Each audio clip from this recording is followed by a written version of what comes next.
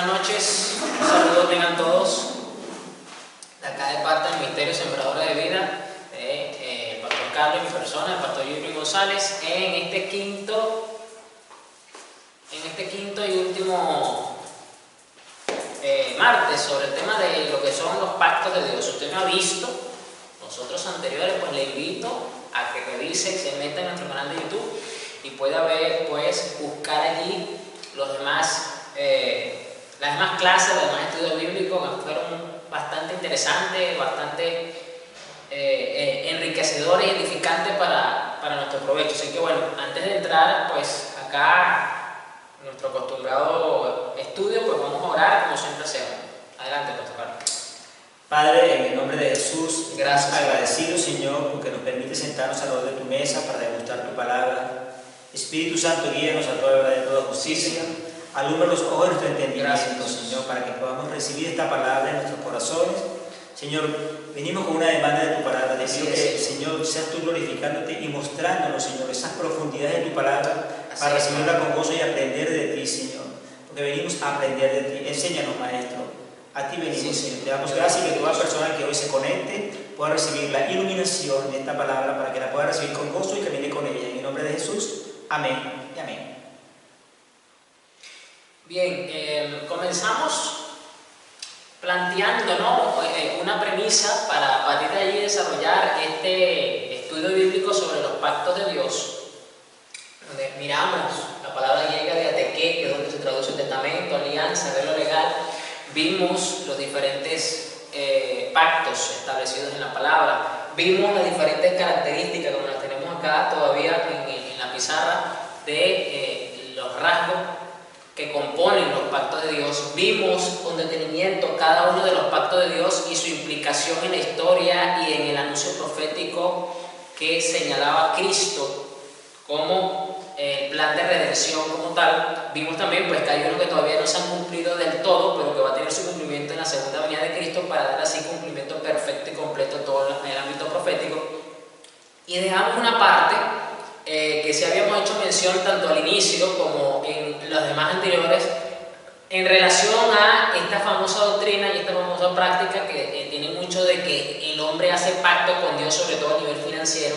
Hicimos algunos comentarios solamente, pero no abordamos netamente el tema, y hoy, como estamos cerrando, pues lo vamos a tocar para no dejar de desarrollar ese punto en particular. Y como lo acabo de decir, es una práctica muy común que hoy se ve con mucha frecuencia en muchos círculos cristianos evangélicos, ¿ok? Sobre todo, y esto lo tengo que decir con toda honestidad y con toda realidad, sobre todo en muy buena parte, no puedo generalizar, ¿ok? Pero sí puedo decir que en muy buena parte de sectores carismáticos, neopentecostales y pentecostales, se ve mucho esta práctica, sobre todo, y esto lo tengo que decir con toda propiedad, por canales como Enlace, ¿ok? Y aquí Dios sabe que no estoy exagerando, ni estoy mintiendo, ni estoy levantando falsos testimonios, porque eso es muy frecuente allí, sobre todo cuando viene la temporada de la famosa maratónica, donde pasan muchos predicadores por allí, y esto es muy frecuente: venga y pacte con Dios. Eso es una frase de cajón, de lleno, que de una forma u otra, algunos comenzando en el medio de la maratónica o al final, por ejemplo, la usan para motivar al pueblo a que traiga pues un pacto financiero con Dios por las razones que sean. Pero ya nos hemos dado cuenta en las clases anteriores que el que pacta con el hombre es Dios. Es decir, el hombre está en pacto, sí está en pacto, pero número uno, no es el que lo promueve. Número dos, no está en capacidad de ponerse a negociar con Dios las cláusulas de los pactos y los convenios. Simplemente al hombre se le ha impuesto cada uno de los pactos que Dios ha establecido, y el hombre lo ha tenido que, como criatura, como siervo, como creación hacia su creador, ha tenido que aceptarlo, amén, sin cuestionamiento alguno, y se ha visto beneficiado dentro de estos pactos. Pero nos dimos cuenta de que realmente no ha habido en todo el marco escritural bíblico el momento alguno en que el hombre pretenda llamar a Dios a botón como para establecer un pacto. Entonces, vamos a comenzar con Eclesiastés, capítulo 5. Voy a estar leyendo la NTV. Eclesiastés 5, Versículo. Vamos a leer el 1, el 2, el 4, el 5, el 6. Sí, básicamente vamos. ¿Lo vas a leer en la NTV o también lo de la Reina Valera? Yo lo voy a leer en la NTV. O sea, puedes, como siempre hacemos, compartirlo con otras versiones que Sí. las más acostumbradas, pues es la Reina Valera. 1, 2, ¿cuál otra dijiste? 5. 1, 2, 4, 5, 6 y 7.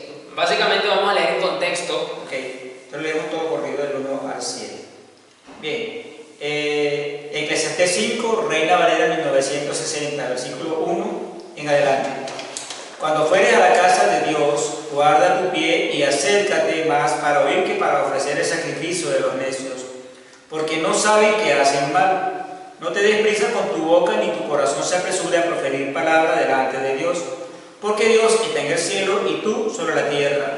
Por tanto, sean pocas tus palabras, porque de la mucha ocupación viene el sueño, y de la multitud de las palabras la voz del necio.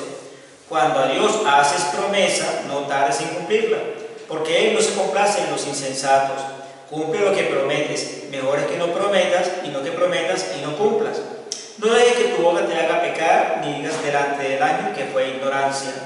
¿Por qué harás que Dios se enoje a causa de tu voz y que destruya la obra de tus manos? Donde abundan los sueños, también abundan las vanidades y las muchas palabras, mas tú teme a Dios. Bien, vamos por parte, porque aquí Salomón nos está dando unas enseñanzas muy prácticas a la hora de nosotros ir delante de Dios, en este caso al templo, es decir, a la iglesia, donde precisamente a veces por temas de emoción, porque tenemos los sentimientos a flor de piel, en un momento de la adoración y la alabanza, todo está, como dicen muchos, la gloria de Dios está bajita, que se espelucan, y ahí la gente prefiere, evidentemente, palabras bonitas del Señor, alabanzas, y sobre todo, supuestamente, empiezan a salir los supuestos pactos, ¿ok? Que pretenden algunos hacer con Dios. Pero vamos, número 1 aquí, a ver, ¿qué nos dice esta versión, la NTV? Dice, cuando entres en la casa de Dios, abre los oídos y cierra la boca. Salomón nos dice que precisamente cuando vayamos a la casa de Dios, lo que debemos es de prestar suma atención. Esto tiene una relación muy estrecha con Deuteronomio 28, porque dice que el famoso capítulo de la bendición, que dice que debemos precisamente prestar atención para poner en práctica. Eso es lo que encierra la frase, abre los oídos y cierra la boca. Es decir, que no seamos ligeros cuando nos acerquemos a Dios, cuando vayamos a su casa. Esto es algo muy importante, ¿ok? De que no debemos de tomar la casa de Dios como que si fuera un centro comercial, como que si fuera un estadio de béisbol, como que si fuera un estadio de fútbol, de soccer, como usted le diga, o como que si usted está en Wembley, en una cancha de tenis, mirando el Wimbledon. O sea, la casa de Dios, indistintamente del local, que sea bonito, que no sea bonito, que sea moderno, que no sea moderno, puede ser debajo de una mata de mango, pero si ahí se reúne la iglesia del Señor para rendirle tributo y honra al Señor, esa es la casa de Dios. Sí, en otras palabras, hay que ser reverente en la casa de Dios. Exactamente. En pocas palabras, Salomón nos instruye de esta forma para acercarnos a la casa de Dios. Seamos reverentes y que pongamos toda nuestra disposición para prestar atención. Eso es lo que nos está diciendo Salomón, que no seamos ligeros de palabra cuando nos vayamos a la casa de Dios. Esto es tremendo, ¿ok? El que presenta, y luego dice, el que presenta ofrendas a Dios sin pensar hace mal. Fíjese que ya de por sí Salomón, en su momento, en el antiguo pacto, en el anterior pacto vigente, no estaba figurado que el hombre pretendiese hacer pactos con Dios, sino aquí, por ejemplo, dijese, el que presenta pacto a Dios sin pensar hace mal. Pero no dice eso en la terminología hebrea, sino usa precisamente ofrenda, ¿cómo lo dice la Reina Valera? El versículo 1 prácticamente de la mitad en adelante. Dice, no te des prisa con tu boca ni tu corazón se apresure a proferir palabra delante de Dios. Bueno, dice proferir palabras, es decir, un poco más generalizado. La NTV es mucho más específica y dice el que presenta ofrendas a Dios sin pensar hace mal. Es decir, que el proferir palabras se relaciona con el hecho de emitir ofrendas, es decir, compromiso de labios. Pasa, pastores, que muchas veces en la iglesia, por la misma unción, por el mismo ambiente espiritual, las emociones tienden digamos, a salirse del contexto. La gente se emociona tanto que empieza a ofrecer. Cuando usted está emocionado, usted ofrece. Usted se siente como con deseos de decir, quiero hacer algo, quiero dar un abrazo a este, quiero decir algo, quiero gritar. Es decir, la gente se emociona.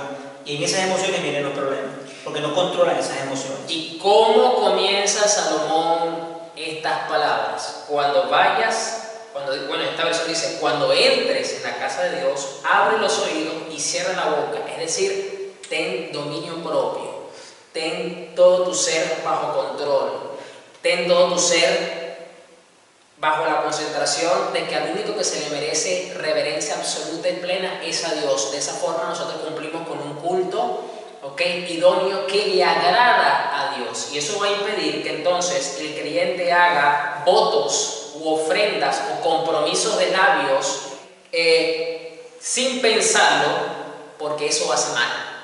Fíjense que entonces a Dios no le gustan los compromisos que ni siquiera se hacen. Bueno, Señor, yo te voy a traer 20 sillas. Señor, yo me comprometo a ayudar a pagar el local. Yo me comprometo a comprar la batería que hace falta para la iglesia. Yo me comprometo a aportar todos los meses una cantidad de dinero para comprar el equipo de sonido que la iglesia necesita. Estoy poniendo uno de los tantos votos financieros, de los tantos compromisos, de las tantas palabras, tomando Reina Valera, que estoy seguro que se le ha dicho bastantes veces a Dios en las diferentes casas que él tiene a lo largo del mundo cuando la iglesia se reúne. El problema es que muchas de estas ofrendas de labios, estos compromisos que la gente hace, son ligeros y a Dios no le agrada. Te dirá, pastor, pero ¿por qué a Dios no le va a agradar mi voto de que yo me comprometa a comprar silla, a ayudar con el equipo de sonido, a ayudar con los instrumentos? Porque no se está haciendo pensando realmente en lo que se está haciendo. Dice así, es una emoción y no hay un compromiso, es una emoción lo que se está haciendo. Son palabras que tienen como fundamento y base un éxtasis emocional circunstancial solamente. Y no hay una convicción profunda, consciente de lo que se está haciendo. Por eso aquí dice que el que presenta ofrendas a Dios sin pensar hace mal. Pastor, y hay algo importante. Lo que tú callas, tú realmente tienes eso como dominio. O sea, nadie te va a culpar por lo que tú callas. Pero por lo que tú hablas te haces esclavo de esa palabra, porque cuando tú la dijiste ya la enviaste. Recuerda que la palabra que se envía ya está dicha. Cuando usted dice una palabra, se escribe en el mundo espiritual, en un documento espiritual. Cuando usted dice algo, eso se escribe en el mundo espiritual, sea bueno o sea malo. Eso es importante que lo sepamos. Por eso dice, cierra la boca, no digas nada. Tú lo puedes pensar, pero mientras tú no lo digas, no hay problema. El versículo 2 dice, no hagas promesas a la ligera y no te apresures a presentar tus asuntos delante de Dios. Vamos por parte ahora aquí también. Dice, no hagas promesas a la ligera. Si bien es cierto que hemos visto que dentro de las diferentes características que tienen los distintos pactos que Dios hizo, que ya lo hemos visto en la anterior oportunidad, y la repito, si usted no lo ha visto, le invito a buscar en el canal el estudio bíblico. Todos dicen así, estudio bíblico, y ahí va a encontrar la serie, o lo puede buscar por lista de reproducción, los pactos de Dios. Usted se va a dar cuenta que en cada una de estas pactos hay promesas de Dios. Y si bien es cierto que nosotros podemos hacer promesas a Dios, eso no tiene el nivel y la magnitud de lo que implica un pacto o un arreglo legal o una alianza con Dios a nivel espiritual. Es decir, simplemente nosotros tenemos en nuestra limitación y en nuestra posición actual de hacer promesas de servicio que representan realmente la condición y el carácter de nuestra vida. Eso es lo más tremendo de las promesas, porque recuerde que las promesas de Dios son un reflejo de su carácter. Por eso que las promesas son confiables, porque Dios es confiable. Por eso que las promesas nos brindan seguridad y esperanza, porque Dios es seguro y es la esperanza misma, porque las promesas no perecen, porque Dios es eterno y no es inmutable. ¿Qué quiero decir con esto? Que las promesas son una extensión que demuestra la naturaleza de Dios. Entonces las promesas, los votos que nosotros hacemos a Dios, lo voy a decir de una forma muy coloquial, son cuchillos para nuestra propia garganta. ¿Por qué? Porque nos van a probar. Ellas nos van a probar, no Dios, ellas mismas nos van a probar para ver hasta dónde somos capaces de mantener y de sostener realmente lo que se está sellando como un compromiso. Todas tus palabras serán probadas. Porque eso demuestra realmente en toda la integridad de la palabra el carácter que hay en nosotros. Entonces dice, no hagas promesas a la ligera. Y repito, el problema acá es que muchos cristianos hacen votos a la ligera. Y no te apresures, aquí dice promesas, promesas a la ligera, y no te apresures a presentar tus asuntos delante de Dios. Esto es interesante porque precisamente vemos la otra cara, veremos otro aspecto que vemos hoy día entre el pueblo creyente, que muchos cristianos dicen, bueno Señor, voy a poner un ejemplo, si tú me abres la puerta en este negocio, yo de ese dinero que voy a empezar a percibir, yo voy a dar tanto para la iglesia, yo voy a dar tanto para comprar esto, yo voy a dar tanto para hacer lo otro. Y no se están dando cuenta que básicamente es un chantaje. ¿Por qué digo que es un chantaje? Porque entonces, número uno, y si Dios entonces no le quiere abrir la puerta, entonces esa persona no va a servir nunca con sus finanzas, porque entonces la excusa va a ser, bueno, como tú nunca me diste esta puerta para abrir el negocio, entonces no tengo el dinero para cumplir con esto, entonces nunca lo voy a poder hacer. Es un chantaje, realmente, si lo ponemos desde ese punto de vista. Y número dos, están pretendiendo negociar con Dios. Y como nosotros, los seres humanos, somos limitados en nuestra capacidad de muchas veces ver todo el panorama que tenemos presente, muchas veces tampoco somos quienes para pretender ver el futuro. Y Dios sí lo sabe todo porque es omnisciente. Número dos, es nuestro Padre. Número tres, nos ama con un amor indescriptible. Número cuatro, tiene en alta prioridad nuestra santidad y nuestra vida espiritual. Y si Dios ve que ese negocio no es conveniente para nuestra santidad por razones que solamente Él puede conocer, porque Él es nuestro Padre eterno que todo lo sabe, y por esas razones que Él solamente puede saber, que no está tampoco en la obligación de darnos explicaciones, simplemente no abre la puerta, entonces el creyente entra como que en un estado como que se espicha el ánimo, ¿no? Se le bajan los ánimos. Claro, porque no espera la voluntad de Dios, sino que sea la voluntad de Él. Porque vamos a ser francos y honestos. Muchos cristianos oran, bueno Señor, que se haga tu voluntad, pero aunque lo están diciendo, realmente en el fondo de su corazón tienen el anhelo de que Dios les conceda lo que le están pidiendo. Así es. Y esa es la voluntad permisiva, que Dios en algunos momentos le ha concedido a alguien voluntad permisiva y tiene sus consecuencias. Pero cuando la voluntad de Dios es buena, perfecta y agradable, no hay consecuencias.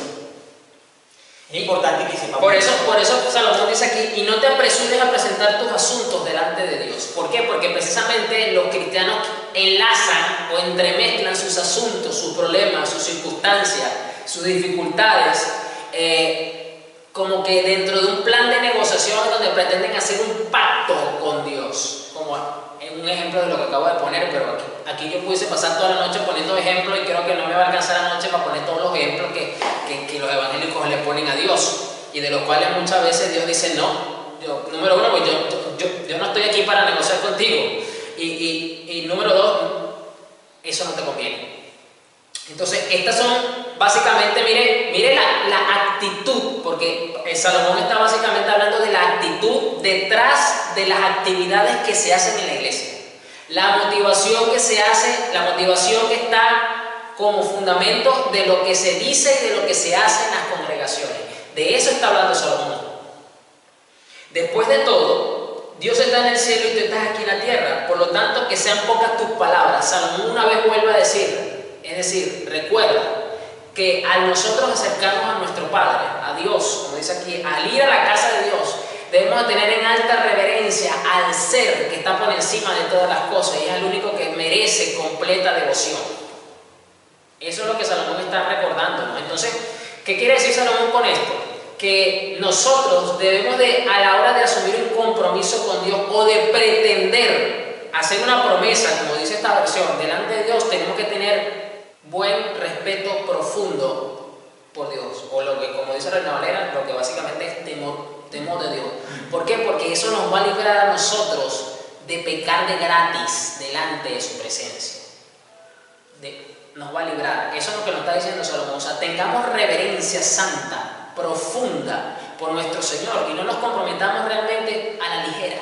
No dejemos que las emociones de lo que sentimos en el momento, como decimos muchas veces que la gloria está muy bonita, nos hagan pecar de gratis. Que queremos, como decimos los venezolanos, queremos hacer una gracia y nos sale una morisqueta. Exactamente, así mismo es. Entonces dice el versículo 4, cuando le hagas una promesa a Dios, ahora vuelve a retomar, ¿ok? Dice, cuando le hagas una promesa, bueno, voy a tomar el versículo 3 para darle un contexto, para que usted vea cómo podemos enlazar todo esto dentro de la temática del mensaje que estamos hablando. Dice, demasiada actividad trae pesadillas, demasiadas palabras te hacen necio.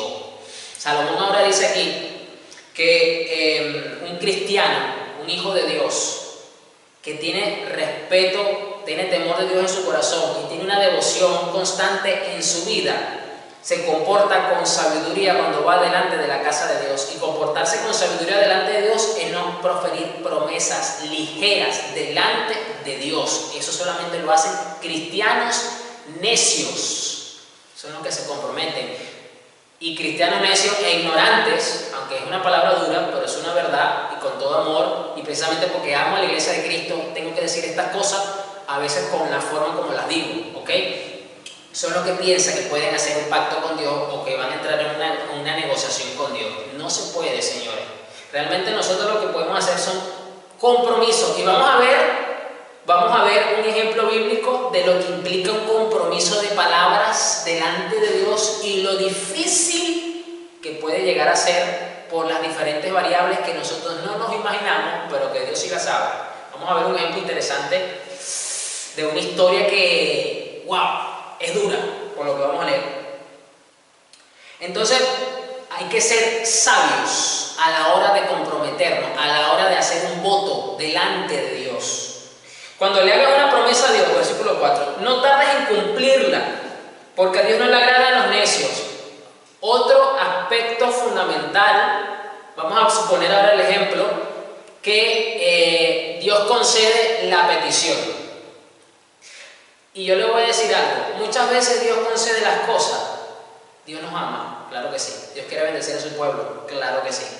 No tengo la menor duda en eso. Pero muchas veces las cosas que Él concede y que nosotros las vemos como una bendición, como un milagro, como el poder sobrenatural, como usted lo quiera ver, realmente son la prueba de nuestro corazón. Y no nos estamos dando cuenta. Porque aquí dice, cuando le hagas una promesa a Dios, no tardes en cumplirla. Entonces Dios viene y cumple, como lo dije ahorita. Empieza la prueba del corazón. Vamos a ver con cuánta diligencia, pasión y gratitud y compromiso le cumplen a Dios la promesa que le hicieron. La cumplo en tal X. Ahora tengo que hacer esto para yo hacer lo otro que le dije a Dios. Y empiezan a retardar el cumplimiento y son negligentes en el cumplimiento. Y luego pretenden justificarse cuando dicen, pero es que ya yo cumplí, mira, ya yo le dije a Dios que le iba a traer este dinero y resulta que el dinero se lo trajeron como 7 meses después de todo lo que dijeron que tenían que dar. Pero ya yo cumplí, mira, Señor, aquí está lo que te prometí. Pero fue algo tardío y es algo necia esa actitud. Allí el consejo es que cuando usted va a hacer un voto o usted va a hacer realmente, le va a prometer a Dios algo financiero, por decir algo, algo que usted vaya a hacer, y le llegó el dinero en ese momento, lo que le puedo decir, aquí dice, apresúrate a hacerlo. En mi país hay un refrán que dice, no dejes para mañana lo que puedes hacer hoy.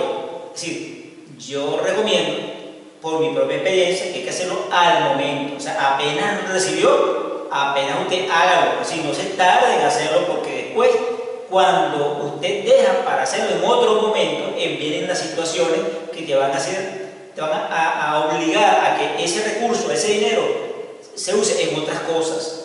Si uno tiene que, porque uno es un ser humano y tiene necesidades, Porque si tuviéramos mucha abundancia, eso no nos haría ningún efecto. Pero como a veces tenemos otras situaciones, lo recomendable es hacerlo al momento. Apenas usted lo reciba y le hizo un voto a Dios, hágalo al momento, no lo deje para el día siguiente, ejecútelo inmediatamente. La palabra te lo dice, no tardes en cumplirla. Yo aquí tengo que poner un poco en contexto, porque cala muy bien a Caín y Abel, ¿no? Cuando ellos trajeron la ofrenda a Dios, no el pacto. Fíjese que también ahí vemos otro momento donde el hombre se acerca a Dios para darle algo a Dios, ¿ok? Y es siempre bajo el tema de la ofrenda. Sabemos que los dos trajeron según su actividad, pues Abel era granjero y el otro era ganadero, entonces cada quien trajo del fruto de su trabajo. Uno trajo el fruto de la tierra, el otro trajo el fruto de los animales. Pero dice que Dios le agradó más la ofrenda de Abel. ¿Pero por qué le agradó la ofrenda? Porque Abel pulió las manzanas, porque le echó brillo, porque las enceró, porque le puso mejor, le puso la cosita para que sea más bonita. No, sabemos que eso no tenía nada que ver con lo de afuera. Tenía que ver precisamente con el corazón que estaba representado en esa ofrenda. Y estamos hablando que Caín, al igual que Abel, trajeron delante de Dios las ofrendas. Pero a Dios no le agradó la ofrenda de Caín. ¿Qué quiere decir con esto? Que de igual manera acá dice, cuando le hagas una promesa a Dios, no tardes en cumplirla, porque a Dios no le agradan los necios. ¿Qué quiere decir esto? Que si tú retardas lo que tú le prometiste a Dios, y lo haces cuando tú crees que ya es el momento de hacerlo y no cuando debiste hacerlo, esa promesa, ese compromiso, ese voto que asumiste delante de Dios, Dios no lo va a recibir con agrado. Dios te va a ver como un necio o como una necia. Y esto muchas veces le está pasando a muchos cristianos que luego de tanto dar, después de tanto clamar, después de tanto humillarse, reciben, pero Dios realmente lo que les está demostrando la condición de su corazón al ponerlos a prueba, dándole lo que ellos están pidiendo. O sea, Dios en su inmensa sabiduría, en su amor de Padre tan magnífico, que Dios usa hasta las mismas peticiones que nosotros le hacemos, los mismos deseos que nosotros le hacemos, para Él bregar con nuestro corazón y transformarlo, empezando por el inicio de ponerlo delante de nosotros y confrontarnos con la actitud de nuestro propio corazón. Mire la magnitud de la sapiencia, del amor tan impactante de Dios. Eso a mí me impacta, me sorprende. Es mejor no decir nada, mire lo que dice el versículo 5, es mejor no decir nada que hacer promesas y no cumplirlas. Ahora Salomón nos dice, ¿cómo comenzó el versículo 1 de Eclesiastés 5? Salomón dice, cuando vaya a la casa de Dios, abre tus oídos y cierra la boca. Y aquí dice Salomón algo muy parecido a esas mismas palabras en este versículo. Dice, es mejor no decir nada, cerrar la boca, que hacer promesas y cumplirlas. Es preferible calladito, ¿no? En Venezuela decimos calladito te ve más bonito. Una frase muy coloquial de Venezuela. Calladito se ve más bonito. Usted quiere, porque usted está llorando delante de la presencia de Dios, llore delante de la presencia de Dios, adore la presencia de Dios, realmente. Pero lo más importante es que usted realmente, en esa presencia, que a veces nos concentramos más en lo que estamos sintiendo y no en la convicción profunda que debemos de tener, ¿ok? Es precisamente para que con reverencia santa eso nos lleve a vivir de una forma más sabia, como lo está diciendo Salomón. Increíble lo que Salomón está enseñando aquí. Y lo está diciendo un hombre que llevó grandes cantidades de ofrendas al templo de Dios, que inauguró el templo con una cantidad enorme de becerros muertos, de carneros, bueno, eso fue, yo creo que, si no mal recuerdo, creo que es una de las ofrendas más grandes que se hizo en el Antiguo Testamento para Dios. La hizo Salomón. O sea, lo está diciendo un hombre que sabe lo que es hacer compromiso delante de Dios cuando está en la casa de Dios, que no es cualquier cosa. Se le tenía la posibilidad cierta de cumplir cualquier compromiso que hiciera. Claro, es una ofrenda impresionantemente grande la que hizo Salomón. No dejes, escuche lo que dice esta versión, versículo 6. No dejes que tu boca te haga pecar. Esto es tremendo, porque entonces fíjese que entonces la adoración y la alabanza que están construyendo con sus manos alzadas, postrados en la presencia de Dios, como dicen muchos, en el piso, con lágrimas, con los mocos como columpio, ya a usted ya no le importa el pudor, ya no le importa si usted usted se le corre el maquillaje, si usted hermana, no le importa si usted duró media hora secándose el pelo y el calor ya le está chicharrando los pelos otra vez, ya usted perdió todos esos detalles porque usted está concentrado en la presencia de Dios. Y ese momento, como decimos en Venezuela, lo que construye con la mano lo puedes echar a perder con los pies. ¿Por qué? Porque entonces estás dejando que la emoción, que el sentimiento, que tu boca te haga pecar delante de Dios. Y muchos no se dan cuenta, porque cometen esta imprudencia enorme, mejor dicho, voy a usar la palabra como lo dice, cometen esta necedad enorme delante de Dios. Y no te defiendas ante el mensajero del templo al decir que la promesa que hiciste fue un error. ¿Qué quiere decir esto? Que yo se lo voy a poner a este tiempo. Eso es como que usted va delante de Dios y dice, bueno, pastor, usted sabe que bueno, yo hice esta promesa, le hice esta promesa al Señor, pero no lo he podido cumplir porque de verdad, wow, me pasó esto, lo otro, y de verdad yo me arrepiento de haber hecho esta promesa delante de Dios, pastor. Fíjese, ese es el mensajero. No digas delante del mensajero que te equivocaste. Porque mire lo que dice Dios porque esto también pasa con frecuencia dentro de las iglesias. Sobre todo cuando van al sacerdote, cuando van al pastor, le dicen, bueno, pastor, yo me comprometo con Dios a hacer esto y lo otro y para allá y para acá. Y usted cree que usted está haciendo ese compromiso con Dios, con el pastor, porque usted se acercó al pastor. Mire lo que dice aquí este texto. Esa actitud enojaría a Dios y quizá destruya lo que has logrado. Sí, yo quería comentar algo ahí. Recordemos, hermanos, que el pastor en la iglesia es llamado el ángel de la iglesia. O sea, es el representante de Dios, es el mensajero, el que trae el mensaje de Dios para la congregación. O sea, lo que dice el pastor es correcto. El ángel de la iglesia es el mensajero de Dios en ese instante. Usted está hablando delante de Dios, porque está hablando delante del ministro que Dios levantó. Él es el ángel de la iglesia, que lo menciona claramente. El pastor que está al frente es el ángel de la iglesia. Debe quedar claro, hermanos. Le voy a explicar esto porque lo que Salomón está diciendo aquí es serio. Y le voy a abrir los ojos por otro lado. Dice acá, esa actitud enojaría a Dios. A nosotros los pastores eso nos puede defraudar, nos puede entristecer un poco, porque los verdaderos pastores, los genuinos pastores, a nosotros nos duele la condición del alma de la oveja y número dos, nos duele lo que pasa con la iglesia del Señor. Los verdaderos pastores, eso a nosotros nos duele, ¿ok?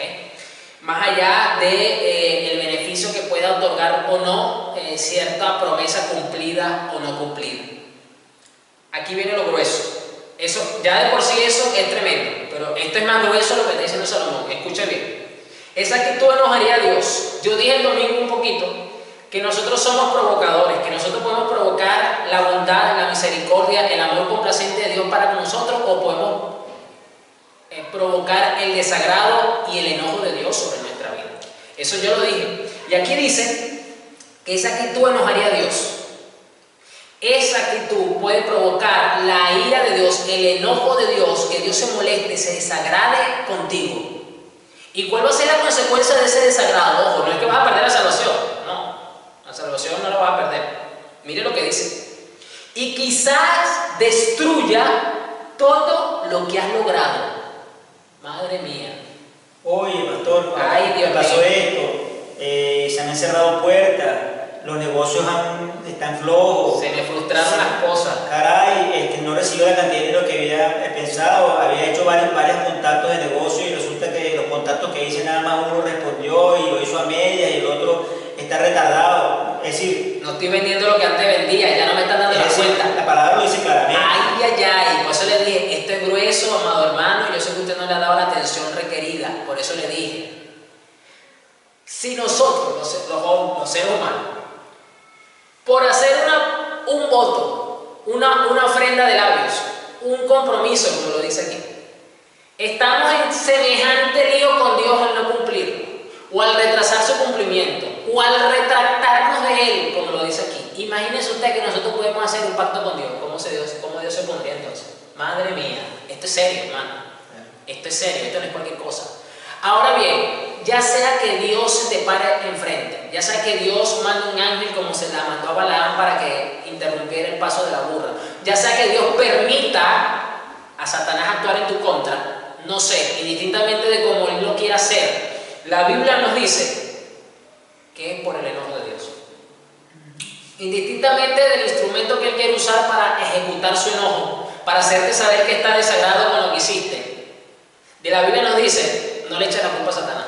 No le eche la culpa a la suegra, no le eche la culpa al jefe, no le eche la culpa al socio, no le eche la culpa al gobierno, no le eche la culpa al dólar que subió o bajó. No.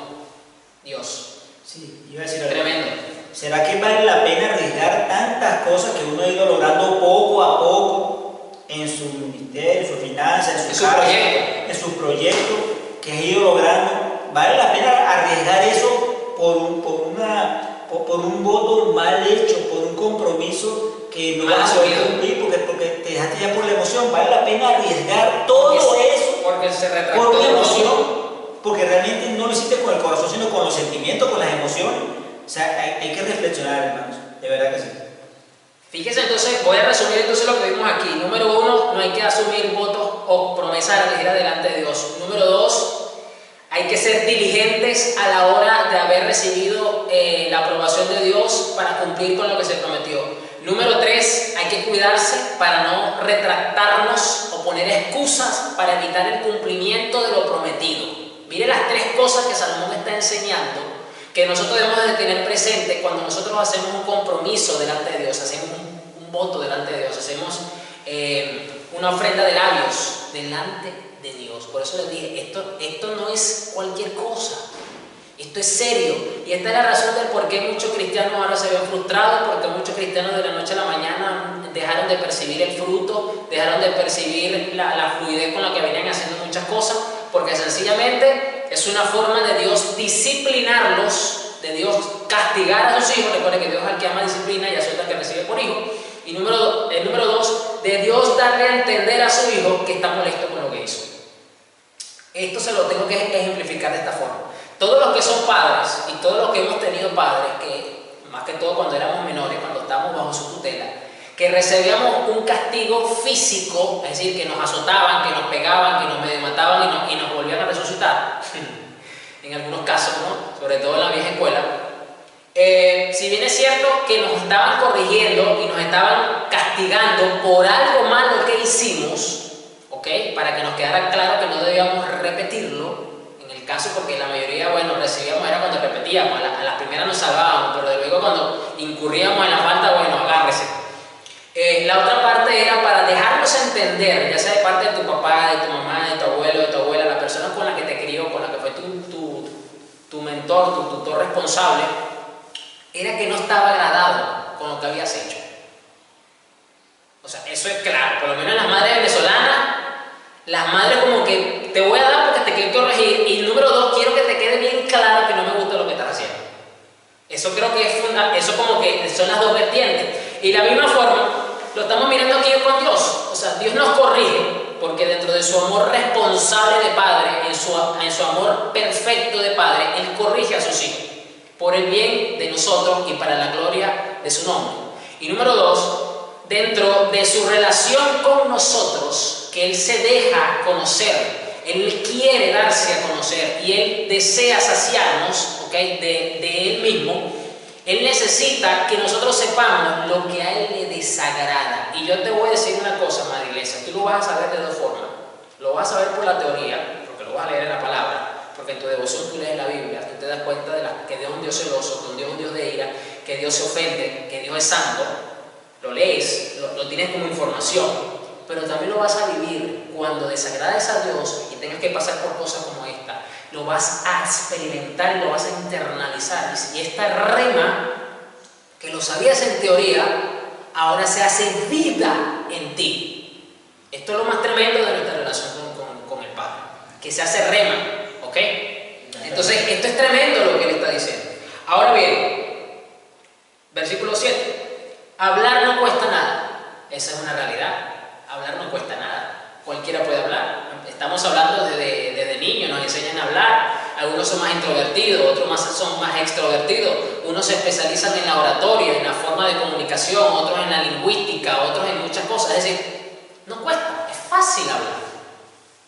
Es como soñar despierto y tantas otras actividades inútiles. Ahora Salomón dice, hablar a veces es inútil.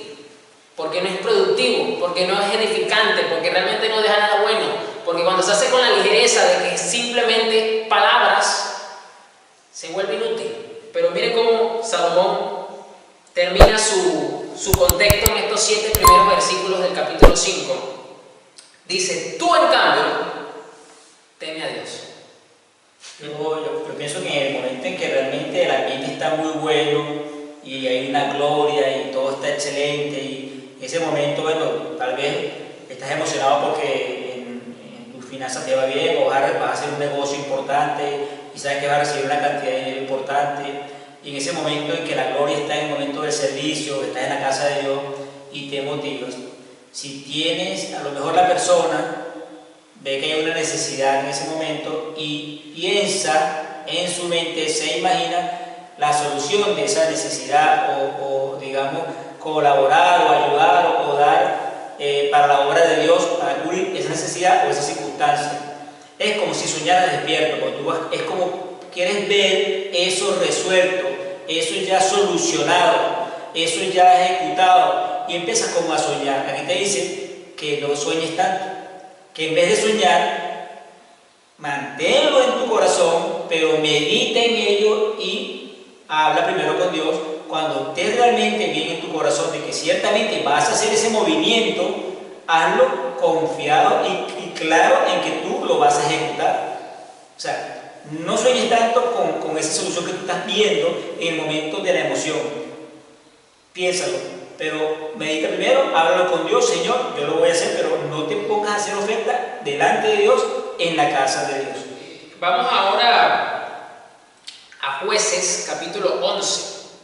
Jueces 11, 29 hasta el 40. Bien, Jueces 11, 29 al 40. Leo Reina Valera 1960. Y el Espíritu de Jehová vino sobre Jefté, y pasó por Galaad y Manasés, y de allí pasó a Mizpa de Galaad, y de Mizpa de Galaad pasó a los hijos de Amón. Y Jefté hizo voto a Jehová diciendo: si entregares a los amonitas en mis manos, cualquiera que saliere de las puertas de mi casa a recibirme, cuando regrese victorioso de los amonitas, será de Jehová, y lo ofreceré en holocausto. Ese es el tremendo compromiso que hizo. Y fue Jefté hacia los hijos de Amón para pelear contra ellos, y Jehová los entregó en su mano. Y desde Aroer hasta llegar a Minit, 20 ciudades, y hasta la vega de las viñas, los derrotó con muy gran estrago. Así fueron sometidos los amonitas por los hijos de Israel. Hasta que Hasta el 40. Entonces volvió Jefté a Mizpa, a su casa, y he aquí su hija que salía a recibirle con panderos y danzas, y ella era sola, su hija única, no tenía fuera de ella hijo ni hija. Y cuando él la vio, rompió sus vestidos diciendo: ¡ay, hija mía! En verdad me has abatido, y tú misma has venido a ser causa de mi dolor, porque le he dado palabra a Jehová y no podré retractarme. Ella entonces le respondió: Padre mío, si le has dado palabra a Jehová, haz de mí conforme a lo que prometiste, ya que Jehová ha hecho venganza a tus enemigos, los hijos de Amón. Y volvió a decirle a su padre: concédeme esto, déjame por 2 meses que vaya y descienda por los montes y llore mi virginidad, yo y mis compañeras. Él entonces dijo: ven, y la dejó por 2 meses. Y ella fue con su compañera y lloró su virginidad por los montes. Pasados los 2 meses volvió su padre, quien hizo de ella conforme al voto que había hecho. Ella nunca conoció varón. Y se hizo costumbre en Israel que de año en año fueran las doncellas de Israel a endechar a la hija de Jefté, Galaadita, 4 días en el año. Tremendo. Y eso es lo que hace un voto. Les dije que vamos a leer una historia y ahora la vamos a detallar, bastante dura por lo que está implicado en esta historia. Quiero que sepamos un poco el contexto. En el libro de Jueces vemos el periodo antes de la monarquía o el periodo premonárquico, ¿okay? Que vino primero sobre la nación de Israel, pero estas generaciones de israelitas no eran una joyita tampoco, no eran unos angelitos, tenían mucha recurrencia siempre el pecado de la idolatría y todo esto, y siempre Dios venía y permitía que los enemigos de Israel vinieran sobre ellos, los sojuzgaran, los esclavizaran, los atormentaran. E Israel clamaba al Señor, Dios tenía misericordia de ellos, Dios juez o un líder, ¿ok? Pero en este caso le dice jueces porque era un juez, porque tenía autoridad para sojuzgar, para decretar cosas, ¿ok? Para liderizar a la nación de Israel sin ser todavía un rey como tal, con lo que representa el poder monárquico. Dios hacía cosas maravillosas a través de la vida de un representante de Dios, pues, para... Pero ¿qué pasaba? El juez moría porque era un ser humano, igual que usted y que yo, y el pueblo se volvía a descarriar otra vez y ponía otra vez el círculo vicioso sobre los israelitas. Eso era así como el ciclo hidrológico del agua que a uno le enseñan en la escuela, que llueve, la nube está cargada de agua, caen sobre las represas del mar, el sol calienta el agua y vuelve a subir, y así está todo el tiempo hasta que el Señor lo permita. Bueno, ese círculo estaba igual de Israel con el pecado, por eso digo un círculo vicioso de Israel, porque básicamente era eso. Pero entonces le toca el turno a Jefté. La historia de Jefté es tremenda porque él es hijo de una prostituta con su padre, por lo tanto pues esa mancha en su vida la llevó por mucho tiempo y sus hermanos no lo querían, le impidieron que reclamara la herencia de su padre. Le echaron prácticamente en cara, lo menospreciaron, pero miren, como decimos nosotros, miren la vuelta que da la vida. Nadie lo sabía, ni su hermano ni él mismo. Curiosamente, los jueces fueron tomados por Dios, ya sea de nacimiento, como el caso de Sansón, que le fue hablado a sus padres, o de golpe, como Gedeón o como Jefté, ya grande, ¿no? Y a él le vienen porque los amonitas, que eran crueles, eran sanguinarios, eran como la carroña, eran como langostas, venían en manadas, robaban todo, saqueaban todo, destruían todo y se retiraban hasta la próxima cosecha. De verdad era terrible estos amonitas, y eran uno de los tantos archienemigos históricos de Israel, y estaban siendo afectados por los amonitas. Vinieron los líderes a decirle a Jefté: lidéranos en la guerra, necesitamos a alguien que nos lidere. Y bueno, Jefté acepta, ¿no? Porque también él estaba afectado por esta situación, de lo que no sabía que se iba a convertir en un juez, Dios lo usa. Y entonces la situación con los amonitas estaba fuerte, pero ya Jefté estaba como que necesito esto nada más para ya terminar de quitarnos esta gente de encima. Y mira lo que dice aquí, versículo 29. En esa ocasión el Espíritu del Señor vino sobre Jefté, y él recorrió toda la tierra de Galaad y de Manasés, incluida Mizpa en Galaad, y desde allí lideró al ejército contra los amonitas. Y Jefté hizo un voto al Señor. Recuerden, el Espíritu vino sobre Jefté. Y Jefté hizo un voto al Señor. Quiere decir esto entonces que cuando Jefté hizo este voto, él todavía estaba con el Espíritu de Dios sobre él.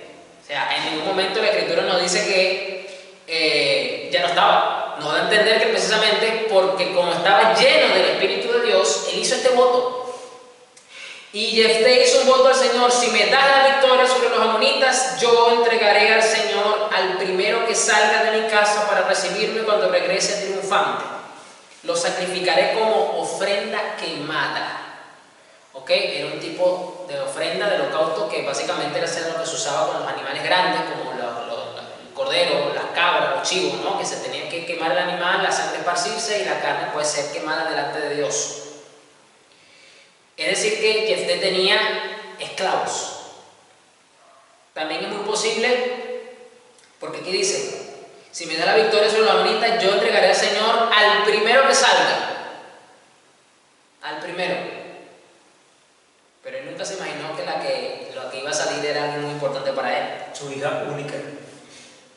Yo entregaré al Señor al primero que salga de mi casa para recibirme cuando regrese triunfante. Tremendo esto. Lo sacrificaré como ofrenda quemada. Así que Jefté dirigió el ejército contra los amonitas y el Señor le dio la victoria.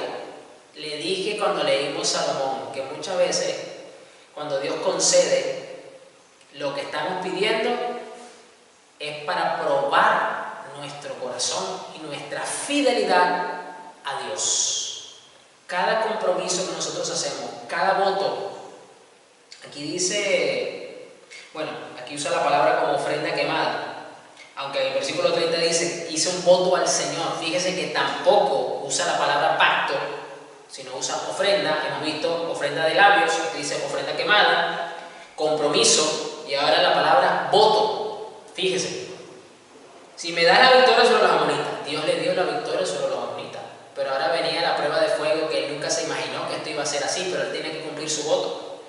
Así que Jefté dirigió al ejército contra los amonitas y el Señor le dio la victoria. Aplastó a los amonitas, devastó unas 20 ciudades desde Aroer hasta una cerca de Minit y desde allí hasta Abel-Keramim. De esa forma Israel derrotó a los amonitas, o sea, como lo dice aquí literalmente, los aplastó, o sea, los barrió a los amonitas en 20 ciudades. Wow, eso fue tremenda esa lucha.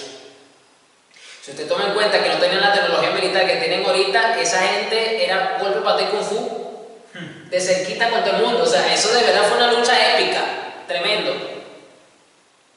Cuando Jefté volvió a su casa en Mizpa, su hija salió a recibirlo tocando una pandereta y danzando de alegría. ¿Tenía motivos para estar alegre esta chica? Sí. Número uno, porque los enemigos de ellos ya no iban a molestar más porque habían tenido una victoria histórica sobre uno de los enemigos recurrentes de Israel. Y número dos, porque su papá regresó vivo y está regresando a su casa. Esto me habla de que la relación de padre e hija que ellos tenían era una relación bonita, era una relación estrecha, no era una relación perfecta, porque sabemos que no hay relaciones perfectas, pero era una relación de verdad imitable en ese sentido de amor, de cariño, de respeto, de reciprocidad entre un padre y una hija. Ella era su hija única, ya que no tenía más hijos ni hijas. Esto le pone más drama a la lectura, mucho más drama a la lectura. Cuando la vio, se rasgó la ropa en señal de angustia. Aquí sintió la prueba. Aquí sintió el peso del compromiso. Voy a usar la palabra que usaste, aquí está este texto. Aquí sintió el peso del voto que hizo delante de Dios. Angustia. Angustia. Pero esto solamente usted y yo vamos a sentir esta angustia santa que nos va a doler por lo que puede implicar. Le dije más al principio, que nosotros muchas veces no somos conscientes de todas las variables y todas las variantes de los compromisos que hacemos. Dios sí lo sabe, se lo dije y aquí se lo recuerdo, no somos conscientes. Nosotros intentamos pensar en esas variables, pero somos seres limitados que no conocemos todas las cosas. Dios sí lo sabe. Y usted y yo vamos a sentir realmente esta angustia cuando tenemos un temor santo por Dios para cumplir, aunque lo que tengamos que hacer para cumplir ese voto nos duela en lo más profundo de nuestro corazón. Porque de esto habla aquí esto. Este hombre se angustió en el alma. En vez la alegría de la victoria, la satisfacción de haber visto la derrota de sus enemigos que por tanto tiempo los oprimían, se transformó en cuestiones de milisegundos en angustia, como lo dice acá, por causa del voto. Pero esto solamente es posible cuando hay fidelidad y lealtad en nuestro corazón, de nuestra parte, para cumplir. Cuando no tenemos esto, cuando tenemos precisamente retardo, cuando tenemos ligereza, cuando pretendemos intentar retractarnos del voto, como dice Salomón, no vamos a sentir esta angustia. Hija mía, clamó, me has destruido por completo. No, es que no es para menos. No es para menos. Ella ni obviamente se va a enterar, se enteró después, ¿no? De por qué todo esto, pero Jefté como padre estaba devastado totalmente. Pero, a pesar de que como padre estaba devastado y destruido, como lo dice aquí, ¿sí? Destruido por completo, él quiso cumplir con Dios.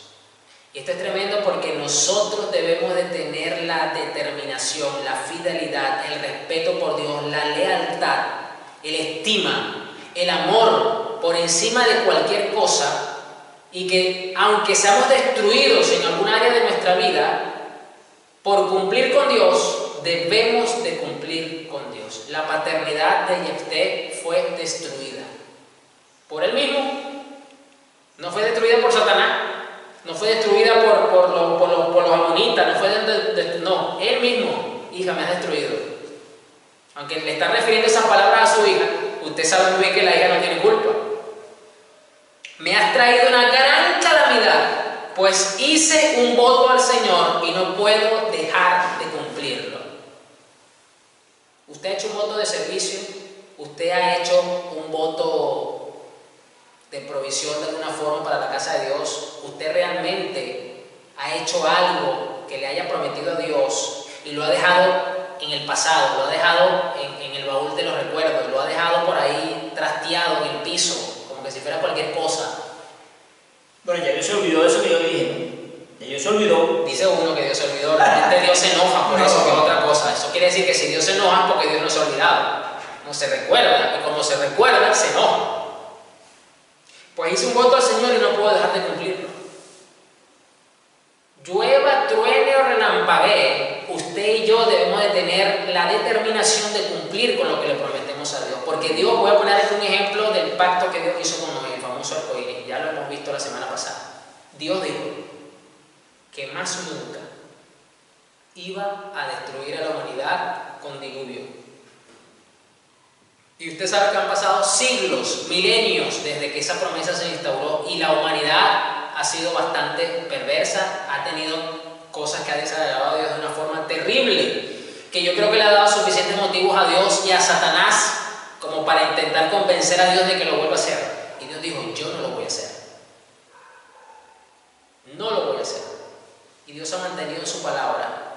Entonces, nosotros debemos de asumir la misma gallardía, porque hay que tener la valentía, hay que tener pantalones espirituales para cumplir un voto. Y yo sé que usted y yo no hemos hecho un voto de este tipo. Y yo sé que usted y yo no lo vamos a hacer.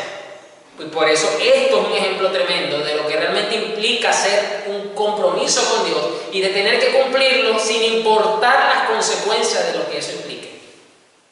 Esto es terrible, esto. Y ella le dijo, Padre, si hiciste un voto al Señor, debes hacer conmigo lo que prometiste. Esto solamente es producto de un padre que ha enseñado a sus hijos a respetar al Señor por encima de todas las cosas y a instruirlos en lo que implica hacer votos y compromisos al Señor, que esto no es cualquier cosa, como ya lo vimos con San Juan. Solamente una respuesta. Solo esta mujer, solo esta muchacha pudo haber respondido de esta forma por la enseñanza y la instrucción que había recibido de su padre, porque recordemos que en la cultura hebrea la educación en el hogar, si bien es cierto que la madre no es un robot, la madre no es un objeto que está ahí para dar a luz y ya, no, obviamente la madre tiene una participación en el hogar, lo vemos, pero sabemos que la responsabilidad como cabeza del hogar que es, recae sobre el hombre. Y que por lo tanto el hombre tenía que asumir la educación de los hijos desde niños, también junto con la madre. Así que aquí, esto me habla de que aquí fue puesta a prueba también la paternidad de Jefté desde este punto de vista. Entonces no podemos nosotros como cristianos pretender educar a nuestros hijos en los caminos del Señor si estamos siendo negligentes y deficientes con los compromisos, con los votos, con las ofrendas de labios que estamos haciendo, porque eso también forma parte de la devoción que le tenemos a nuestro Señor. Eso también forma parte del cristianismo que usted y yo dice que tenemos delante de nuestros hijos. ¿Cómo le vamos a dar testimonio a nuestros hijos de lo que es poner a Dios por encima de todas las cosas si no somos capaces de cumplir con algo tan insignificante como el compromiso que usted hizo hace tiempo, que acaba de hacer con el Señor y que no lo ha cumplido? Porque el compromiso que usted y yo hemos hecho no se compara con el compromiso que acaba de hacer este aquí. Esto es, por eso yo le dije, esta historia es conmovedora, es dramática y es impactante. Es algo así como radical. Muy radical. Pero el ejemplo es importante porque nos da una referencia digamos, de lo vital, lo importante que es hacer un voto a la ligera. Es importante tener cuidado con esto. Y ya ella sabía lo que le venía. Miren cómo continúa la respuesta de ella y Jefté. Porque el Señor te ha dado una gran victoria sobre tus enemigos los amonitas. Pero antes, permíteme hacer una sola cosa. Déjame subir a deambular por las colinas y a llorar con mis amigas durante 2 meses, porque moriré virgen. Es decir, no se iba a casar. Puedes ir, le dijo Jefté. Y la dejó salir por el término de 2 meses. Ella y sus amigas subieron a las colinas y lloraron porque ella nunca tendría hijos. Cuando volvió a su casa, su padre cumplió el voto que había hecho y ella murió virgen. Esto es dramático, esto es muy dramático, aunque no nos da detalles de la ceremonia, de lo que hizo Jefté, pero usted puede tener una referencia de alguna forma con lo que iba a hacer Abraham con Isaac. Algo parecido. Solo que usted sabe pues, que es otra historia, claro, otro contexto, pero tiene esa similitud. Dan el significado básicamente, porque incluso pone la leña, lo monta encima de la leña, y ya tenía el cuchillo, estaba amarrado a la leña, ya tenía el cuchillo incluso levantado. O sea, en Abraham sí lo significa, sí lo amplía, sí lo grafica. Aquí no, pero usted trasládese allá y es más o menos así. Sí, y aquí dice que cuando volvió a su casa, después de los 2 meses, su padre cumplió el voto que había hecho. Esto es tremendo. Sí, uno ve el corazón horrible. Esto es tremendo, pero esto a mí me habla de la fidelidad y de la lealtad que tenemos que tener nosotros para cumplir con los votos que le hacemos a Dios, que eso no es cualquier cosa. Hay que tener gallardía, hay que tener valor, hay que realmente hacerlo con el corazón para poder cumplirlo, hay que tener carga para hacerlo. Esto es confrontador leer esta historia, porque esto realmente nos pone en un contexto en donde creo que deberíamos empezar por pedirle perdón a Dios por ser ligeros de labios, por asumir los compromisos y votos que le hemos hecho de una forma tan ofensiva, es la palabra delante de Dios, tan necia como es la otra palabra que usa Salomón, y que por eso muchas veces hemos padecido ciertas circunstancias en nuestra vida que han sido culpa de nosotros mismos, por haber ofendido, haber desagradado y haber hecho enojar al Padre Celestial. Así que se hizo costumbre en Israel que las jóvenes israelitas se ausentaran 4 días cada año para lamentar la desgracia de la hija de Jefté.